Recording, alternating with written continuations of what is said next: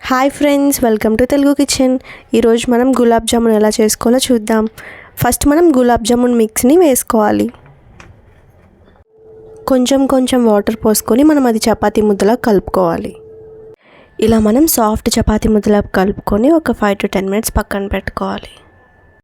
ఇలా మనం నచ్చిన సైజులో గులాబ్ జామున్ ఉండల్ని చేసుకోవాలి. ఇప్పుడు మనం పాకం ప్రిపేర్ చేసుకుందాం. 1 glass షుగర్కి 2 glasses ఆఫ్ వాటర్ తీసుకోవాలి. పాకం మరుగుతున్నప్పుడు మనం దీంట్లోకి కొంచెం ఇలాచీ పౌడర్ని వేసుకోవాలి. ఇందాక ప్రిపేర్ చేసుకున్న గులాబ్ జామున్ని ఒక్కొక్కటిగా వేడి చేసిన నూనెలో వేసుకోవాలి.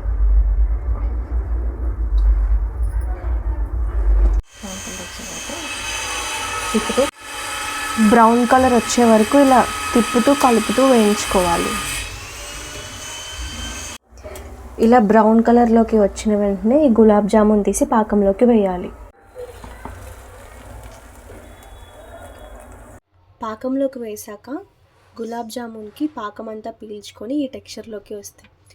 ఒక 1/2 hour to 1 hour పక్కన పెట్టేసి కూల్గా తింటే చాలా బాగుంటుంది. ఇప్పుడు మనం గులాబ్ జామున్ని సర్వ్ చేసుకున్నాం. ఫైనల్గా టెక్స్చర్ ఇలా వచ్చింది.